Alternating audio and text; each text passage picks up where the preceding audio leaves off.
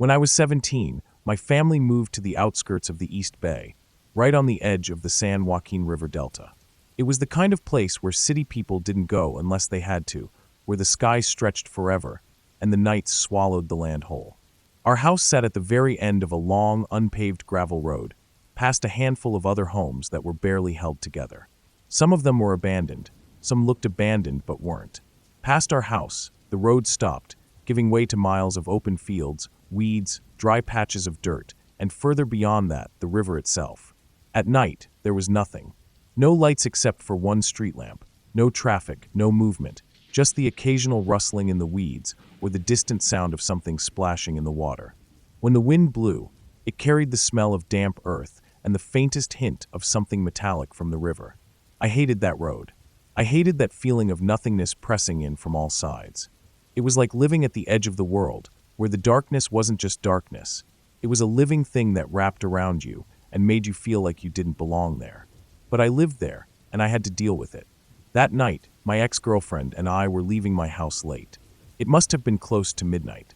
We had been sitting in my room, talking about nothing, not really wanting to say goodbye, but knowing we had to. Her mom didn't like me much, and if she stayed too late, it would turn into a problem. So we finally got up, made our way through the dark house, and stepped outside into the night.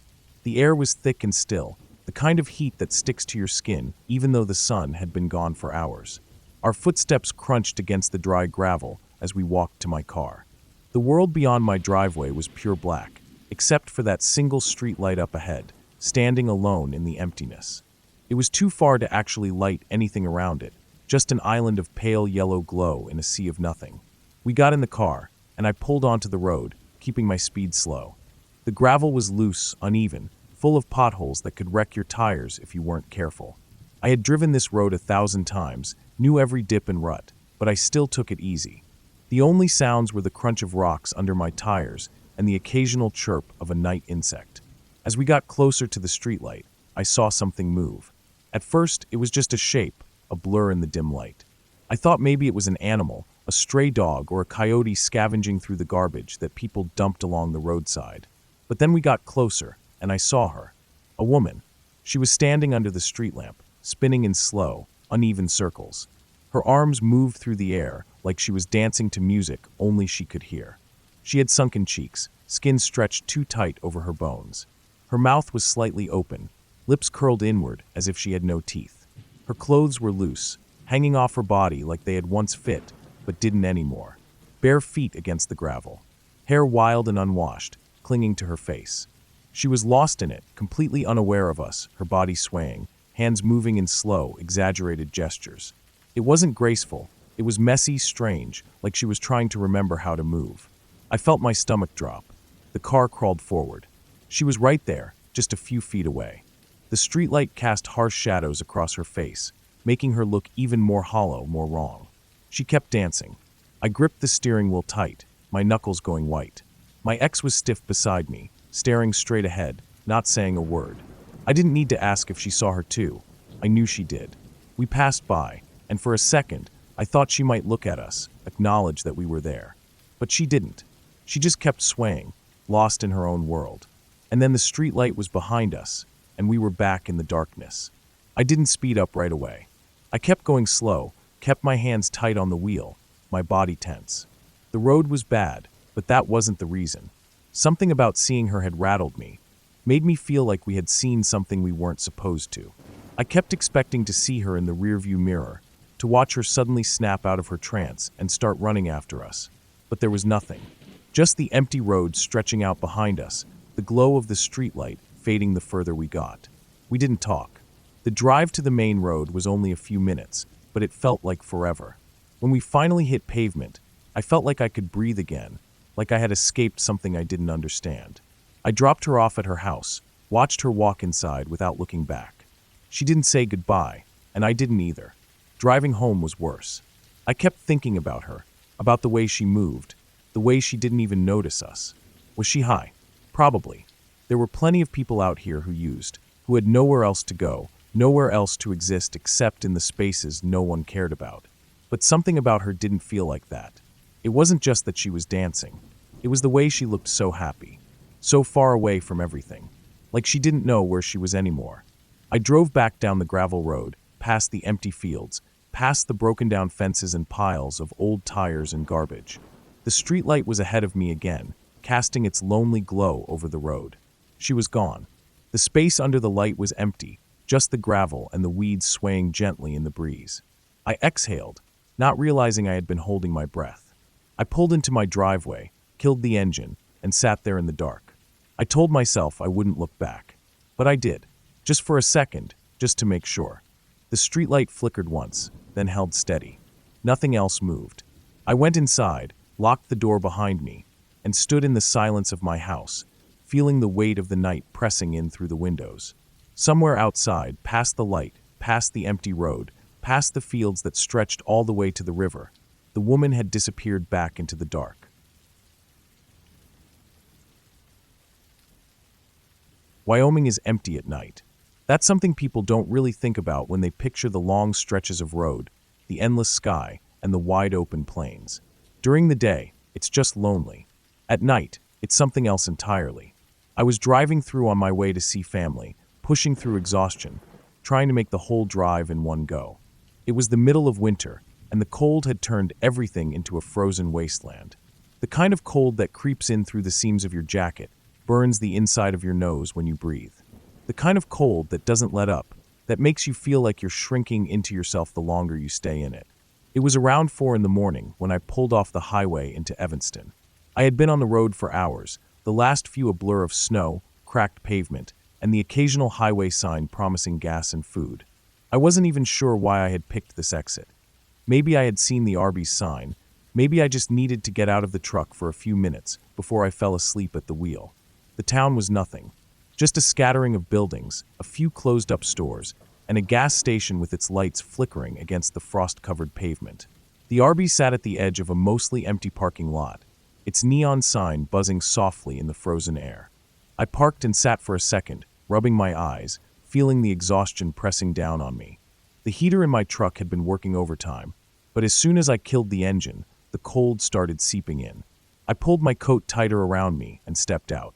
The air hit me like a slap. Hard, sharp, biting through the layers of clothes I had on. I hurried inside, the warmth of the restaurant feeling almost unnatural after the brutal cold outside.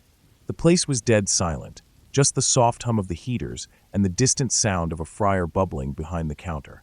The man at the register looked up at me, eyes dull, face unreadable. He had the kind of expression that comes from working late nights in a town no one really cares about.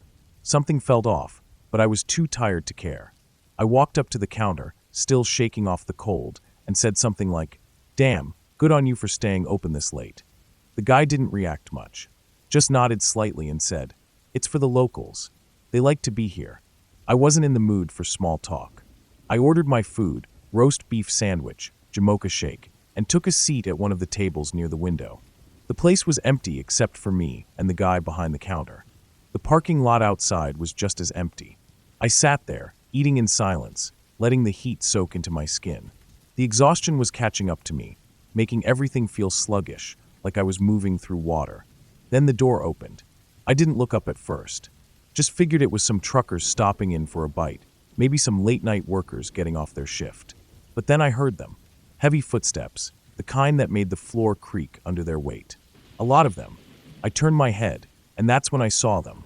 8 men, all at least 6 feet 8 inches, broad-shouldered, built like linemen. Not just tall, big. Thick, heavy frames, hands that looked like they could crush a man's skull. They weren't wearing coats, just simple shirts and pants, like the cold didn't bother them. Their faces were hard, sharp features carved into pale skin. I thought I was being funny, so I said something like, "Oh Jesus, did the Broncos' offensive line just walk in?" All 8 of them turned their heads at the exact same time. Not a second of hesitation. Not a delay. Just perfect, synchronized movement. They looked at me, and in perfect unison, they said something in a language I didn't understand. It wasn't English, and it wasn't Spanish. German, maybe? I wasn't sure. The words were sharp, clipped, almost mechanical in the way they spoke. Then, just as smoothly, they turned back and walked up to the counter. Ordered in perfect English. I stared at them for a few more seconds, my stomach twisting in a way I couldn't explain. It wasn't just their size. It was the way they moved, the way they spoke, the way they had all reacted to me at the same exact moment. I finished my food quickly. I didn't want to be in there anymore. The warmth that had felt so comforting when I walked in now felt suffocating, like the air was too thick, pressing down on me. I tossed my trash, nodded at the cashier, who hadn't reacted to any of it, and stepped back outside into the cold. It hit me like a wall, the kind of cold that makes your lungs seize up for a second. I shoved my hands into my pockets, ducked my head, and started walking toward my truck. And that's when I realized something that made my stomach drop. There were no cars in the parking lot. Just mine. No trucks, no vans, no SUVs. Nothing. I stopped in my tracks, heart hammering in my chest. I turned back, looking at the Arby's through the frosted glass. The 8 men were still standing at the counter, their massive frames casting long shadows against the tiled floor. I looked around again, scanning the lot, the road, the gas station across the street. Nothing. I wasn't stupid. I knew that people could walk places, but in this cold, in the middle of the night, in a town like this, I climbed into my truck, locked the doors, and started the engine. My breath came out in quick, sharp bursts as I gripped the wheel, waiting for the heater to kick in. I sat there for a minute, watching the Arby's through the windshield, waiting to see if they would come out. They didn't. I didn't wait any longer. I put the truck in drive and pulled out, my tires crunching over the frozen pavement. As I turned back onto the highway, I took one last look in the rearview mirror. The Arby's stood alone in the night, neon sign flickering against the dark sky. The parking lot was still empty. I don't know what goes on in Evanston, Wyoming, and I don't care to find out.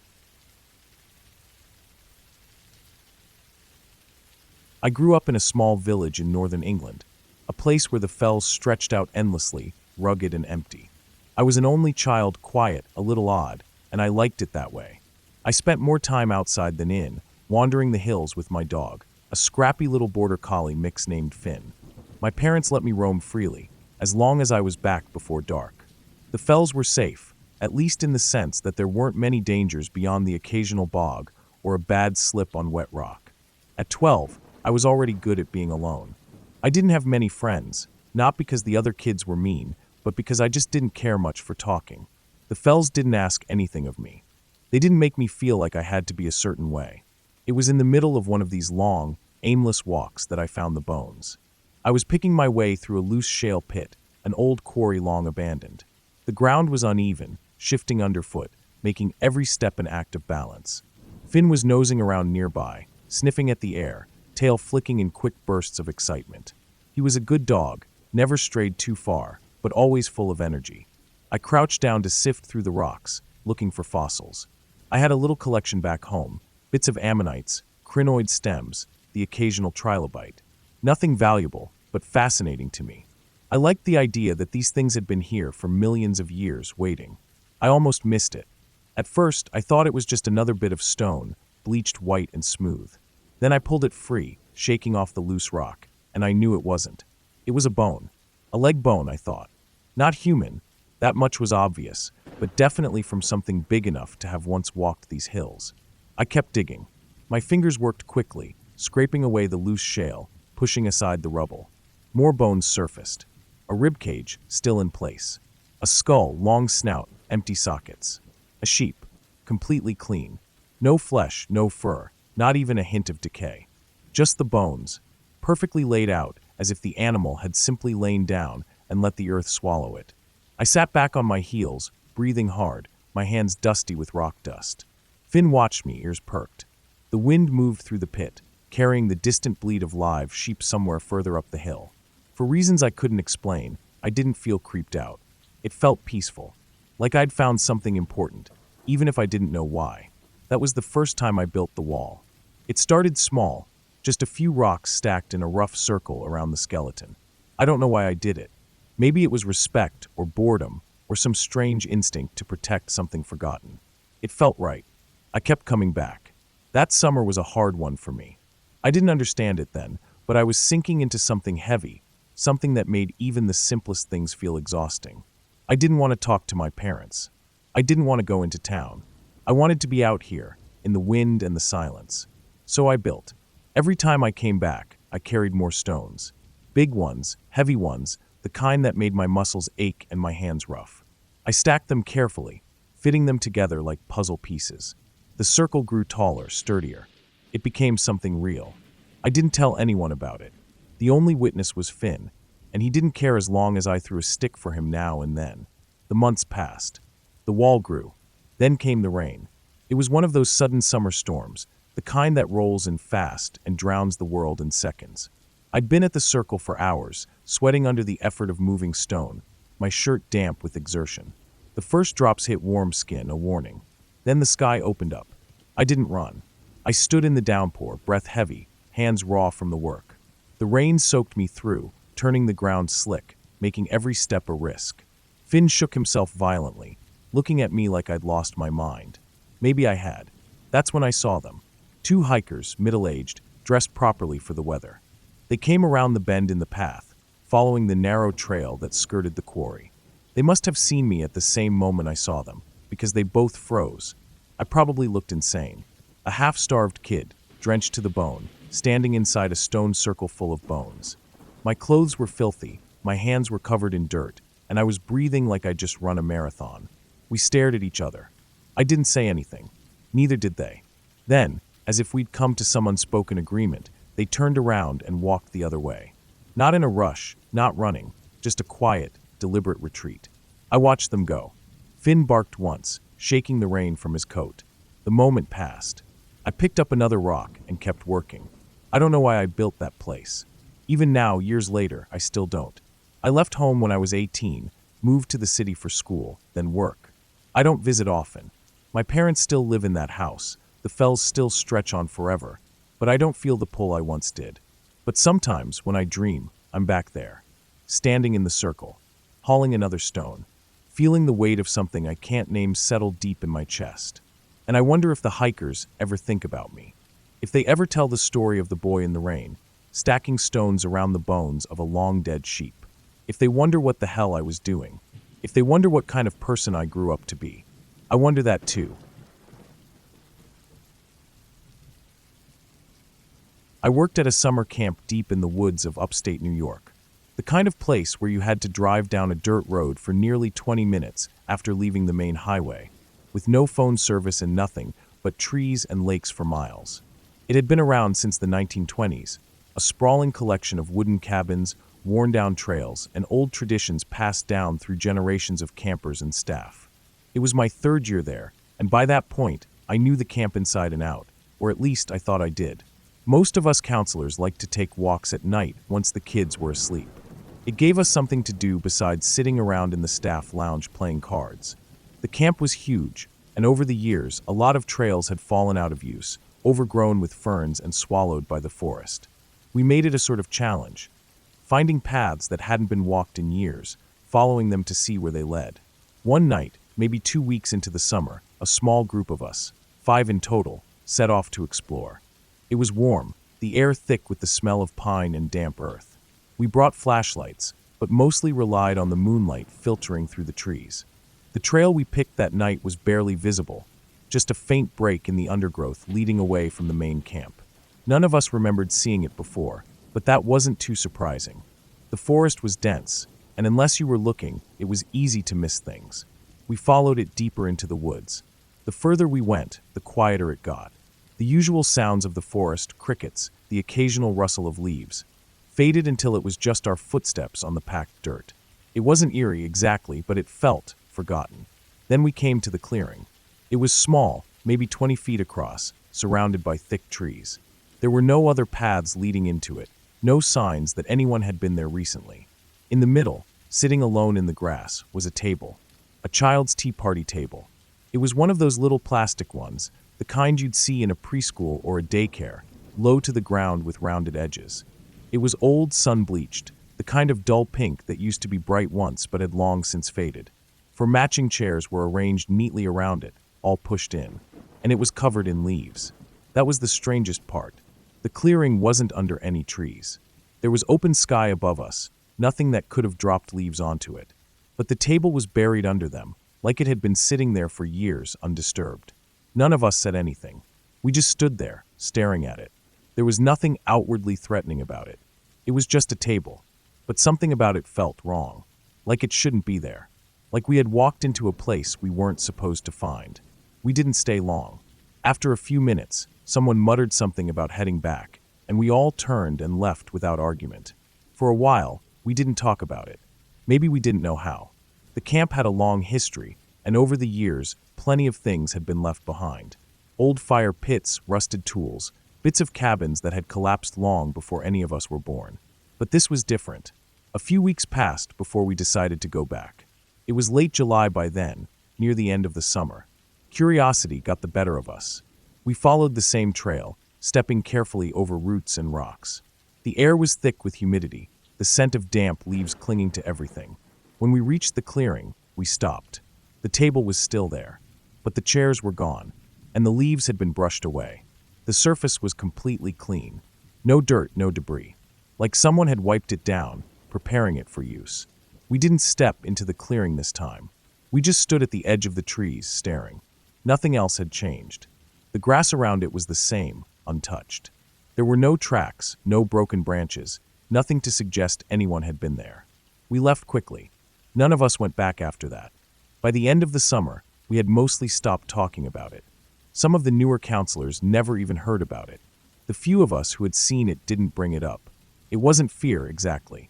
More like an unspoken agreement that it was better left alone.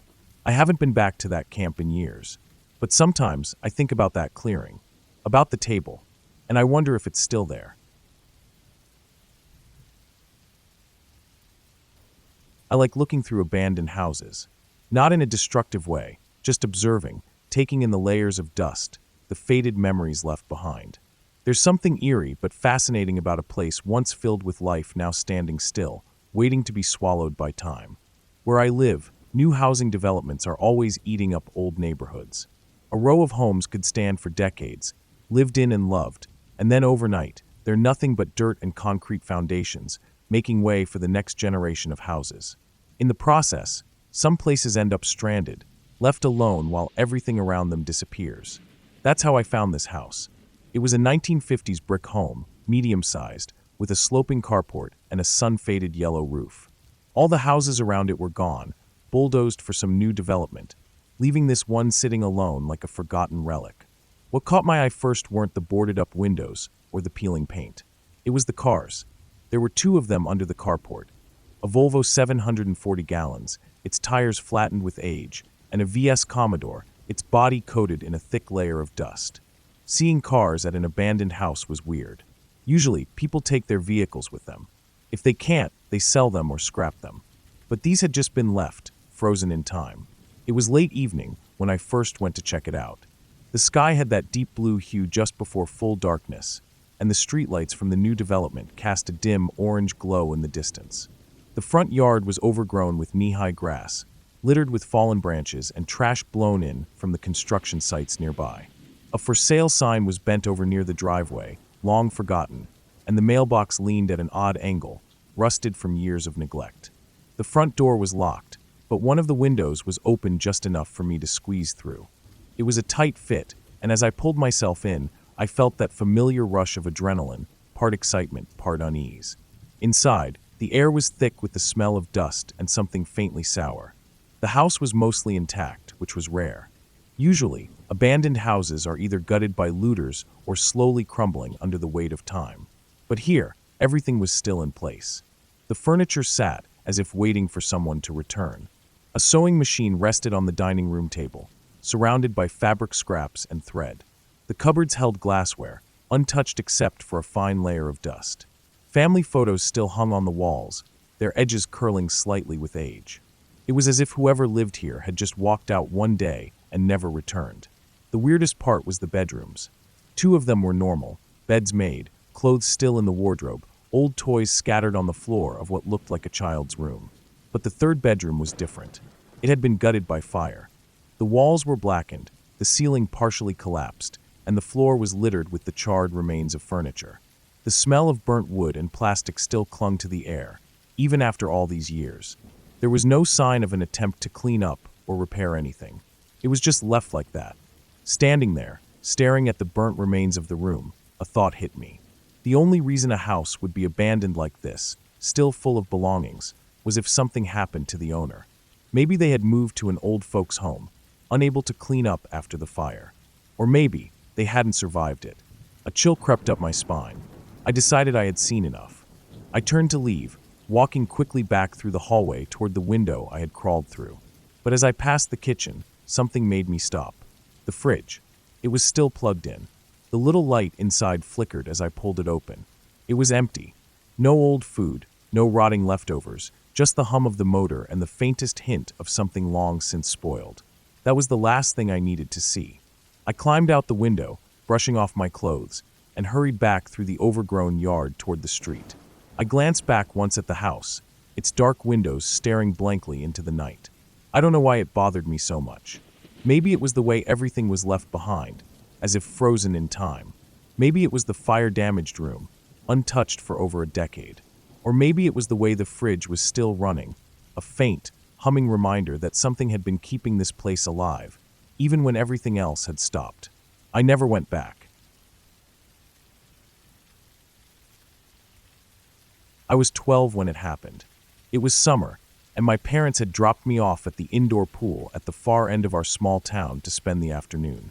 It wasn't a big place, just one of those local pools with a lifeguard who barely paid attention, vending machines full of overpriced snacks, and a dull, chemical smell that clung to your skin even after you showered.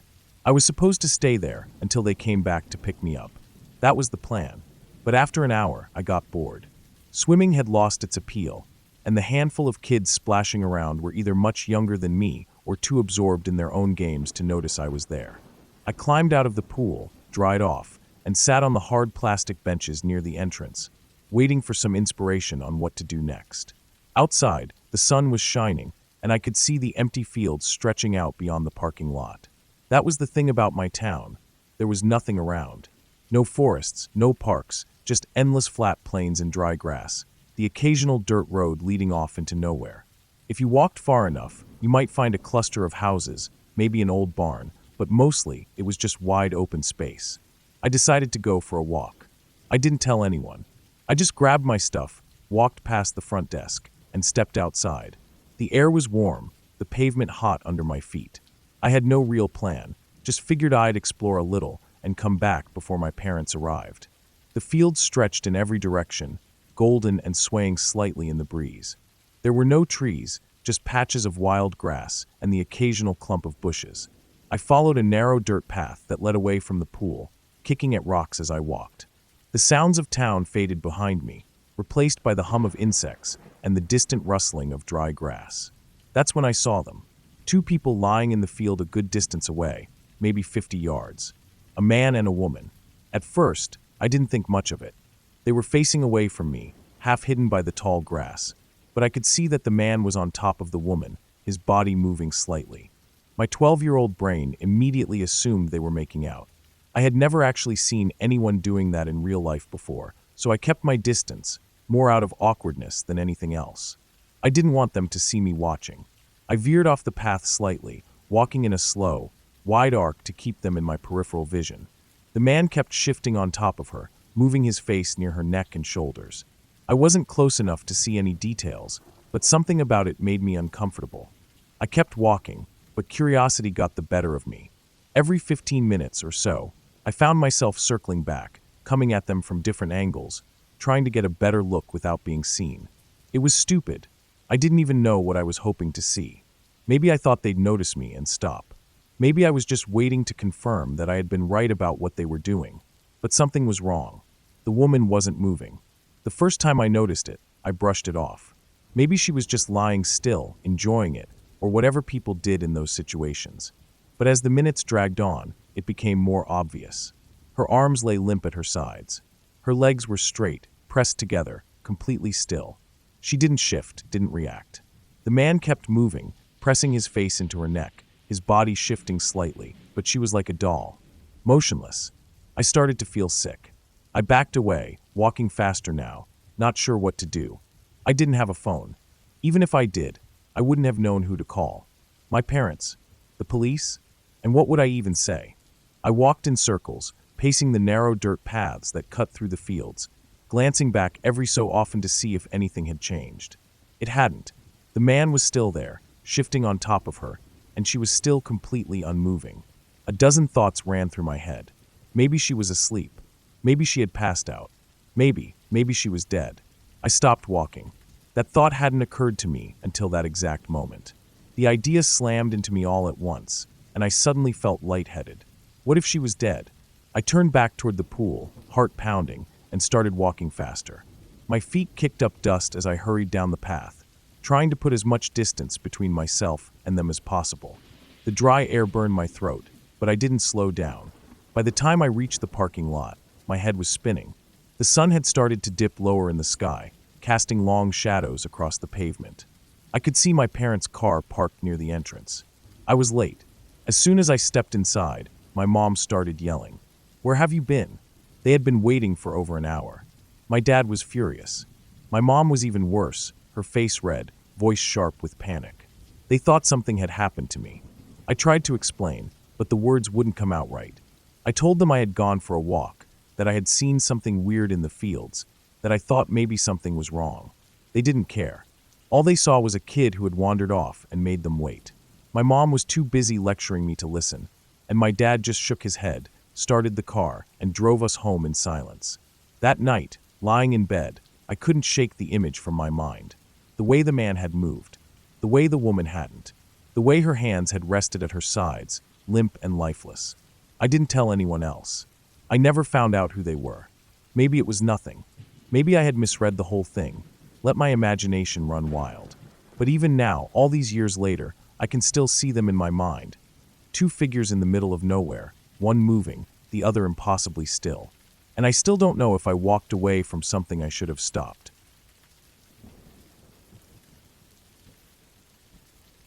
I was 11 years old when my great-grandmother moved in with my grandmother. She was getting older, and it was no longer safe for her to live alone, so my family made the decision to bring her into town. That left her old house, miles away from anything, sitting empty. It was a big place, 2 floors plus a finished basement, surrounded by nothing but open land and thick woods. No streetlights, no neighbors, nothing but trees and silence. Since she wouldn't be living there anymore, my family had to clear it out. We had to go through decades of furniture, clothes, books, dishes, and everything else she'd collected over the years. My parents, my aunts and uncles, and all my cousins came to help. It wasn't a one-day job, either. This was going to take a while. The house had no Wi-Fi, no cable, and barely any cell reception. The TV didn't even pick up basic channels with an antenna, so my cousins and I had nothing to do but wander around and play outside. There were 6 of us in total, ranging from 9 to 17 years old. Being the youngest, I usually just followed everyone else's lead. I never liked that house. Even in the middle of the day, it felt wrong. Too quiet, too isolated. The kind of place where you could scream at the top of your lungs and no one would hear you. I'd only been there a few times before, during short visits, but I always had this uneasy feeling in my stomach whenever I was outside. The land was so open that you could see for miles in most directions, but the tree line loomed at the edges like a wall, dark and thick. It was easy to feel watched. By late afternoon, the adults were still busy sorting through boxes inside, and my cousins and I had run out of things to do. We messed around in the yard, skipping rocks, kicking dirt, and throwing sticks. Eventually, my younger cousin and I got bored and started wandering toward the woods. That was when we remembered the hunting stand. It had belonged to my great-grandfather, but he had died 7 years earlier, and no one had used it since. It was deep in the woods, built up in the trees, and the only way up had been a ladder, which he had removed when he stopped hunting. It was just an old wooden shack sitting way up high, barely visible through the trees. The sun was low in the sky, but there was still enough light to see without a flashlight. We figured we'd check it out just for something to do. We walked toward the woods, our shoes crunching through dead leaves and twigs. The deeper we got, the darker it became. The trees blocked out a lot of the remaining light, making it feel later than it actually was. The hunting stand wasn't that far, maybe a 10-minute walk, but the thick trees made it hard to see. Then we heard it, a creaking noise. We both froze. It wasn't the wind. It was too steady, too deliberate. It sounded like wood shifting under weight, like something moving up above. We stood there listening. Nothing. We convinced ourselves it was just an animal. Maybe a raccoon or a bird rustling around in the branches. We kept walking, moving slower now, more aware of every sound around us. As we got closer to the stand, I noticed something strange. A reflection. a faint glint of light bouncing off something in the shack. It wasn't much, just a flicker of movement, but it was enough to make my stomach twist. There shouldn't have been anything reflective up there. It was just an old wooden box, empty and abandoned. That's when the head appeared. A human head, peering out of the shack. Big brown eyes locked onto mine. I couldn't move. I couldn't breathe. The face was expressionless, just watching. There was no way anyone could have gotten up there. No ladder, no rope, nothing. But someone was up there. The eyes didn't blink. Then the head tilted slightly. Not in a natural way. More like a slow, deliberate movement, like they were studying us. I felt my cousin grab my arm. Then we ran. We sprinted back toward the house, crashing through the underbrush, branches slapping against our arms and legs. I didn't look back. I didn't want to. By the time we reached the yard, we were gasping for breath. The adults were still inside, too busy to notice anything was wrong. We stood there for a moment, bent over, hands on our knees, trying to process what had just happened. We told them everything. They went out to check, but there was no one there. No sign that anyone had been. That didn't make sense. We saw someone. Even stranger, there were no footprints, no disturbed leaves, no broken branches. Nothing. As if whoever, or whatever, had been up there had just disappeared. That was the last time I ever went to that house. My family sold it a few years later. I don't know who or what I saw that day, but I do know one thing. Those eyes weren't just watching us. They were waiting. I grew up in rural Ohio, where cornfields stretched for miles and thick forests formed natural borders between small towns. My high school sat at the edge of one of these forests, a dense stretch of woods that seemed to go on forever. It wasn't unusual for the cross-country team to take their practice runs through those woods, following old deer trails and worn-down dirt paths. I wasn't on the team, but my ex-girlfriend was. She used to tell me about an abandoned playground hidden deep in the woods, somewhere off the main trails. She said it wasn't in a clearing or anything, just tucked in between the trees like someone built it there at random. She told me how the runners avoided it, how they'd go out of their way to make a wide circle around it. Supposedly, when you got close to it, you'd start hearing footsteps behind you, slow at first, then faster as you approached. I thought it was bullshit. I was in high school, and like most teenagers, I was reckless and curious. One day, I told my best friend about it, and we decided we had to see it for ourselves. It took way longer to find than I expected. The runners knew where to avoid, but we didn't have a trail to follow. We wandered for over an hour, cutting through overgrown paths, stepping over fallen logs, and pushing through thick underbrush. The deeper we got, the quieter everything became. No birds, no insects, just the sound of our own footsteps and the occasional rustling of leaves in the wind. Then we found it. It wasn't much. Just a two-seat swing set and an old, rusted merry-go-round half buried in dead leaves. The metal was corroded, flaking with rust, and the chains of the swings were so stiff they barely moved in the breeze. The whole thing looked like it had been forgotten for decades. At first, it was underwhelming. No creepy atmosphere, no footsteps following us, just an abandoned, rotting playground in the middle of nowhere. The runners probably just made up the stories to freak each other out. Since we had walked all the way there, we figured we might as well take a break. I sat on one of the swings, and my friend took the other. We pushed off slowly at first, testing the rusted chains, then picked up speed. It felt stupid, but we were just messing around, seeing how high we could go. The metal groaned under our weight, but it held. For about 2 minutes, everything was fine. Then it happened. My friend's swing stopped. Completely. He had just hit the lowest point of his swing, right where the chains go slack for a split second before pushing you forward again. And then, nothing. It was like someone had grabbed the chains and yanked him to a dead stop. He didn't jump off. He didn't slow down. He just stopped, like something had grabbed him and said, "That's enough." I kept swinging for another half second before I realized what had happened. I saw him frozen there, legs stiff, gripping the chains with white knuckles, his face pale. I didn't need to ask what was wrong. I jumped off my swing, landed hard, and took off running. He was right behind me. We sprinted through the trees, crashing through dead leaves and branches, lungs burning. That's when we heard it, footsteps. Not just behind us. On either side.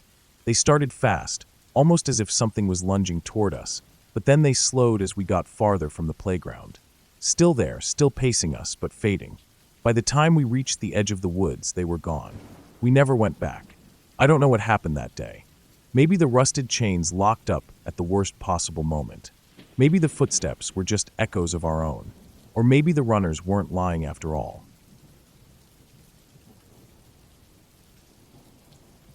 I take the old gravel road almost every night. It's the quickest route from my house to the interstate, a narrow, winding stretch of packed dirt and loose stone that cuts straight through a dense patch of forest. No streetlights, no traffic signals, just dark, looming trees on either side and the crunch of gravel under my tires. I work nights and I like scary shit. That road is both of those things. It's the kind of road you don't take unless you have to. Locals use it because it saves time, but there's always a risk. Potholes, deep ditches, sharp curves that come out of nowhere. If you're not paying attention, it's easy to lose control. And if you break down out there at night, you're on your own. The first time I took it, I knew it had a weird energy. Not supernatural, just off. The kind of place that gives you that gut-deep feeling that you should keep driving, keep your doors locked, and never stop for anything or anyone.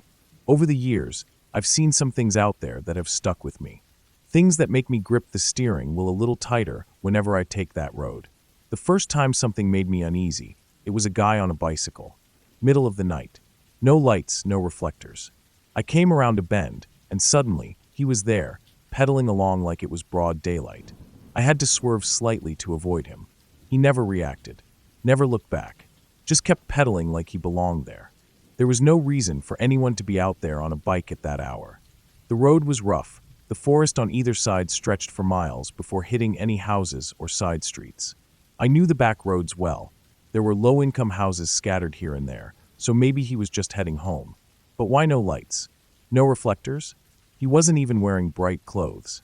I passed him, watching in the mirror as his silhouette disappeared into the dark behind me. For the rest of the drive, I kept expecting to see another person, but I never did. Another time, it was broad daylight. I saw a car pulled over just before the tree line, hazard lights off, no visible damage, no flat tire. A woman stood beside it. I slowed down, rolled down my window slightly, and asked if she needed help. She said she did. She said she had someone coming, but she lived just up the street. Needed a ride to her house to get a chain so they could tow the car. Something felt off immediately. She was too insistent, repeating the same thing over and over, like she was trying to make it seem natural. Her eyes kept flicking toward my passenger door. She barely looked at me. I glanced at her car again. It wasn't stuck. The grass under her tires was undisturbed. The gravel around it looked untouched. No leaks, no sign of damage. I made an excuse and left. Checked my mirror as I drove away. She was still standing there. Never waved, never moved. Just watched me go. Weirdest thing I ever saw was a refrigerator. Middle of the night. I was coming home from an ex's place, speeding a little, taking the curves just right. Then, after a sharp bend, there it was. A refrigerator. Chilling in the middle of the road. Not tipped over. Not broken. Just standing there, doors shut, perfectly upright, like someone had placed it there deliberately. The road gets used as a dumping ground sometimes. Old TVs, broken mattresses, bags of garbage that people are too lazy to dispose of properly. But I'd never seen something dumped in the middle of the road like that before. I didn't slow down, didn't even think about stopping. The first thought that ran through my mind was, that's bait. If I stopped to move it, I'd be standing there, in the dark, with my headlights as the only light source, hands occupied, back turned to the tree line. Perfect setup for a mugging. I swerved around it, barely slowing down, and kept going. Checked my mirror.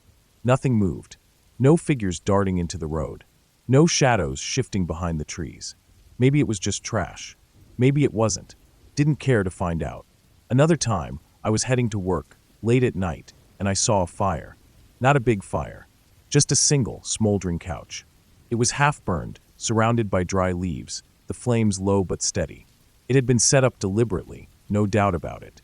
I pulled over and called the fire department. Told them what I saw, gave them the location. They told me to stay put until they got there. So I did. Sat in my truck, engine running, doors locked. Waiting. For those few minutes, the only sound was the crackling fire and the occasional rustle of leaves in the wind. The trees were thick on either side of the road. No wind, no movement, but I felt like I was being watched. The fire department showed up fast. By the time they got there, The fire was almost out. They didn't seem surprised. Like it wasn't the first time someone had called in something like this. I didn't stick around. Didn't ask questions. Just left. The strangest thing happened just the other night. I was taking the road as usual, pitch black, only my headlights cutting through the dark. Then I saw movement. A stray dog. It was booking it down the road, running as fast as its little legs could carry it, glancing back over its shoulder in pure terror. It wasn't running from me. I wasn't close enough yet, but something had scared the hell out of it. I slowed down, not wanting to hit it. It kept running, kept looking back. I followed at a crawl, waiting for it to pick a direction and bolt into the woods. Eventually it did, but for the rest of the drive, I kept looking in my mirrors, half expecting to see something else running behind me. Nothing ever did. I still take that road, still the fastest way to work. But every time I do, I grip the wheel a little tighter. Because the thing about roads like that, you never know when you'll see something that makes you wish you hadn't. 15 years ago, my family and I took a trip that I will never forget. It was supposed to be a simple drive to see a house out in the countryside, nothing more than an afternoon outing to explore the possibility of moving somewhere quieter, away from the noise of the city. My father was driving, my mother sat in the passenger seat, and my brother and I were in the back of his old Nissan Primera. It wasn't a fancy car, but it got us where we needed to go. We had spent a few hours looking at the house, walking the property, and imagining what life might be like out there. It was a nice enough place, but something about it didn't feel right. Too isolated, maybe. Too far from anything familiar. As the sun started dipping lower in the sky, we decided it was time to head home. That was when things went wrong. We hadn't been paying attention to the roads on the way in. Without GPS or even a decent map, we found ourselves driving aimlessly through the countryside, trying to find a way back to the main highway. The roads were all dirt, winding through fields of tall grass and scattered dead trees. It was the kind of place where it felt like no one had been in years. No street signs, no lights, no landmarks to help guide us. Just empty crossroads, one after another, all looking the same. At first, my dad kept a steady pace, confident that we'd eventually find our way out. But the more we drove, the more lost we felt. The dirt road stretched ahead in long, uneven strips, potholes jarring the car every few minutes. It had rained a few days before, and some sections of the road were still soft, the tires kicking up mud as we rolled forward. As the last bit of sunlight disappeared, the feeling in the car started to shift. None of us were talking much anymore. My brother and I kept looking out the windows, watching the dead trees slide past, their branches stretching out in twisted shapes against the dim sky. It was the kind of darkness that swallowed everything, with no streetlights, no house lights in the distance, just pitch black in every direction. The only thing keeping us from being completely blind was the glow of the car's headlights, casting long beams ahead of us, illuminating the road and little else. That's when we saw it. At first, it was just a shape in the distance, something lying in the middle of the road at the next crossroad. My dad slowed down, his hands tightening on the steering wheel. As we got closer, the shape became clearer, and my stomach dropped. It was a baby carriage. It was old and beaten up, tipped slightly on its side like it had been knocked over. Even from inside the car, we could see that it was filthy, covered in dirt and grime. Then, through the silence, we heard it. A baby crying. My mother panicked immediately, gasping as she leaned forward, fumbling to unbuckle her seatbelt. The sound of the crying was weak, but it was there, carrying through the still night air. The sound made my skin crawl. It didn't sound quite right. Too distant, too unnatural. My father didn't move. He just sat there gripping the wheel, the car idling in the road. The headlights cast long shadows behind the carriage, stretching out into the grass on either side. The tall grass, swaying slightly in the night breeze, seemed to go on forever. Then something changed. The crying stopped. Just like that. 1 second, it was there. The next, nothing but silence. My mother still had her hand on the door handle, ready to get out, but something made her stop. Maybe it was the sudden quiet. Maybe it was the way my father's whole body had gone rigid, his eyes locked on the grass beside the road. I turned my head just in time to see them. 4 figures, bursting out from the grass on either side of the car. They moved fast, too fast for my brain to process at first. My father must have seen them a split second earlier than the rest of us, because before they could reach the car, he slammed his foot down on the gas. The engine roared as the tires spun against the dirt, kicking up gravel and dust. The car jerked forward, the sudden acceleration throwing my mother back against her seat. The door she had been reaching for swung open slightly before she caught it, yanking it shut as my father sped away. Through the rear window, I caught a glimpse of the men as we left them behind. They were holding wooden planks, baseball bats, something metal that reflected the headlights for a split second before it disappeared into the dark. They had been waiting, hiding in the grass, using the carriage as bait. My chest was tight, my heart pounding against my ribs as we raced down the road. My father didn't slow down, didn't stop to figure out where we were going. He just drove. Faster than before, the car bouncing over the uneven dirt, the suspension groaning under the pressure. None of us spoke. There was nothing to say. It took another 20 minutes of blind driving before we finally saw it. The glow of lights in the distance. The highway. The sight of it was almost enough to make me cry. We pulled into a gas station right at the highway entrance, the bright fluorescent lights almost blinding after so much darkness. My father finally let go of the steering wheel, his knuckles white from gripping it so hard. The moment we stopped, the reality of what had just happened hit us all at once. My mother was shaking, her hands still clenched into fists in her lap. My brother and I sat there in stunned silence, staring out the windshield as if expecting to see those men emerge from the dark at any second. My father got out, walked straight into the gas station, and told the attendant what we had just seen. The man barely reacted, just nodded like he had heard it all before. Apparently, we weren't the first. Yeah, the attendant said. They do that around here. A gang. They wait for someone to stop, then they take everything. The car, your money, whatever you got. You're lucky you didn't stop. We sat there for a long time, letting the shock wear off, the reality of how close we had come settling in. If my dad had hesitated just a few seconds longer, if my mom had stepped out of the car, if we had made any other choice, the night could have ended very differently. We never went back to that area again, never talked about moving out to the countryside, and I never forgot the feeling of watching those men emerge from the grass, waiting in the dark for someone to fall into their trap. We called it a space cruise, but all it really was a long drive into nowhere while we got high and let our minds drift. It was a way to kill time, to talk about dumb ideas that felt deep when you were stoned, and to listen to music without having to worry about anyone else. We never really had a plan. Just drive, smoke, find a place to park, and let the world slow down for a while. That night, there were 3 of us. I was driving. The other 2 were in the back seat, passing a joint back and forth, eyes half-lidded, the glow from the cherry flaring up in the dark interior of the SUV. The dashboard lights cast a faint blue hue over everything, and the low hum of music played under our voices as we talked about things that only made sense in the moment: black holes, time dilation, whether or not trees could feel pain.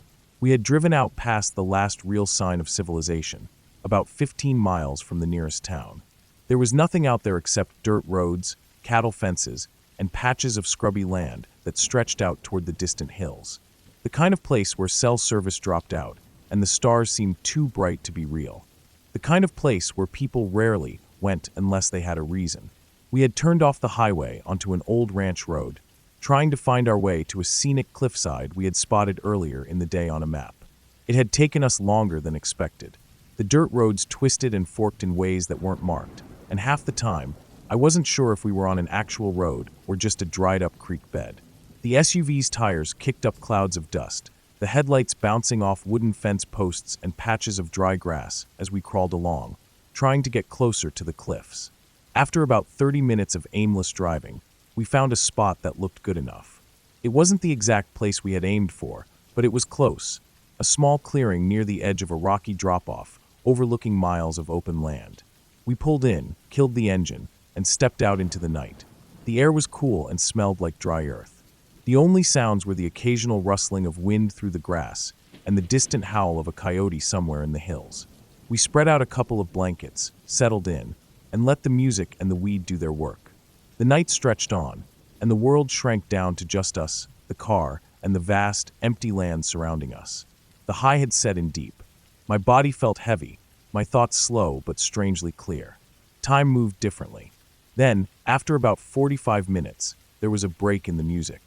The CD changer finished one album, and took a few seconds before loading the next. For the first time in a while, there was nothing but silence.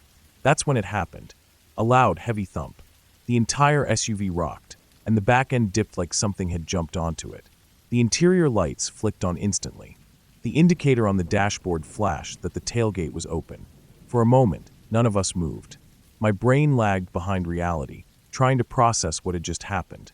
The back of the SUV had been empty. There was nothing that could have fallen, nothing that could have made that sound. And yet, the weight of something was there. I could feel it in the way the car had shifted. I turned to look through the rear windshield, but the glow from the interior lights made it almost impossible to see past the glass. Shadows moved, but it was just the reflections of us shifting in our seats, trying to get a better look. My pulse was hammering in my ears. My high was instantly gone, burned up in a rush of adrenaline. I kept trying to see past the glare, to make sense of what could have caused it.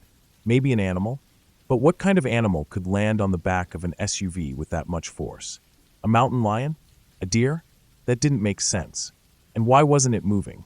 The air inside the car was suddenly too thick. The silence stretched on, the weight of whatever had landed on us still pressing down. Then, something inside me clicked into place. Some deep, instinctual part of my brain took over. I threw the car into reverse. The tires spun for a split second before gripping the dirt, and the SUV lurched backward. If something was back there, I was going to shake it off. I cranked the wheel, aiming us back toward the winding dirt road we had come in on. Dust kicked up around us as we tore out of the clearing, bouncing over uneven ground. The back end felt lighter almost immediately, but I didn't stop. I didn't even look in the mirrors. We didn't see anything on the way down. No movement in the brush, no flash of an animal darting away. Nothing.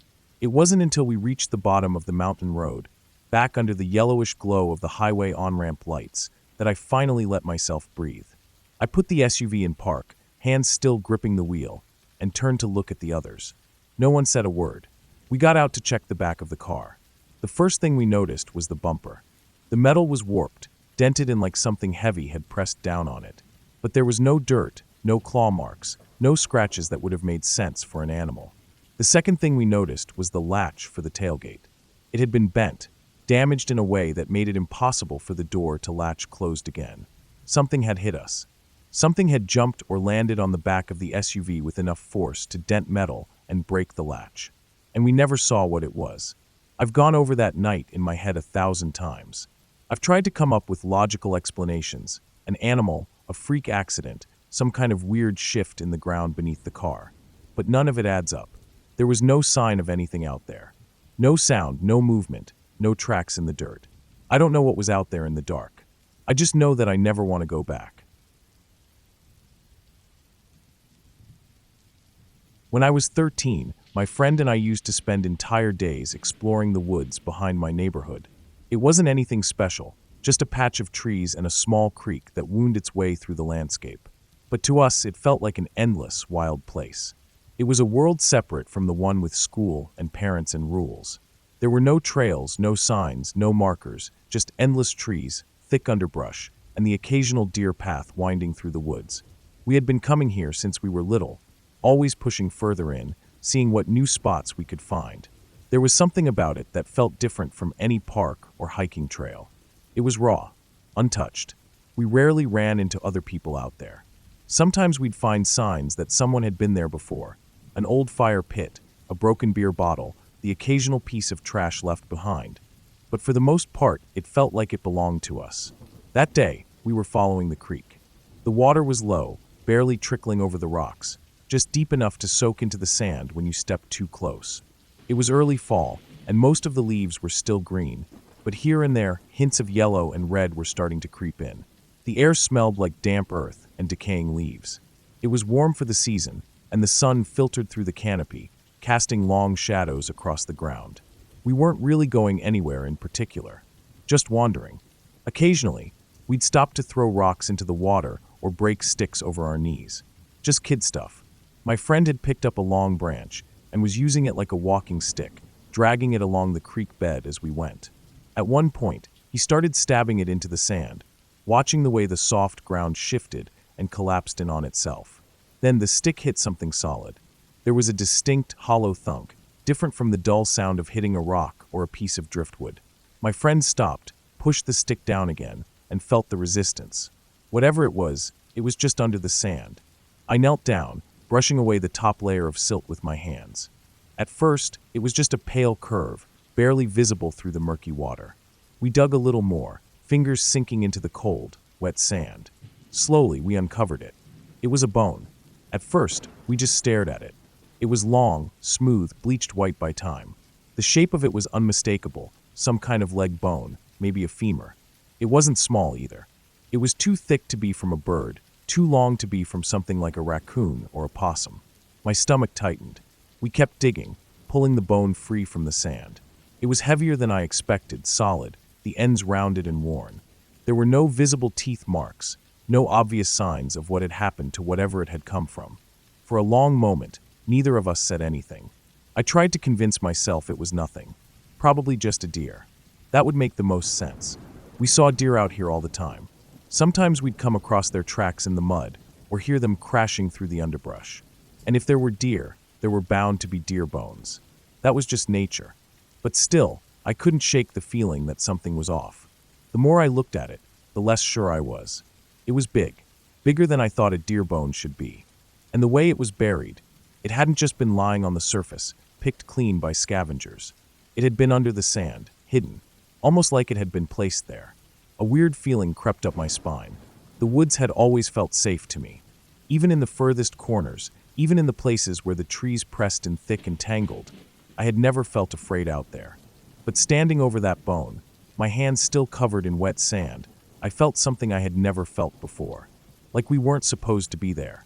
My friend must have felt it too, because he suddenly tossed the bone back into the creek like it was burning his hands. It landed with a hollow splash, sinking halfway back into the sand. We stood there for another minute, watching the water swirl around it. Then, without saying anything, we turned and started walking back the way we had come. At first, it was slow, casual, like we weren't spooked, like we weren't thinking about what we had just found. But the further we got from the creek, the more my skin prickled, the more I started noticing every little sound around us. The rustling of leaves, the distant snap of a twig, the way the wind moved through the trees, making it sound like something was shifting in the underbrush. I kept expecting to hear footsteps behind us. I don't know how long we walked, but by the time we saw the familiar clearing near the edge of the woods, my legs were aching. I didn't realize how tense I had been until we finally stepped back into the open. We never talked about it after that. I thought about it, though. A lot.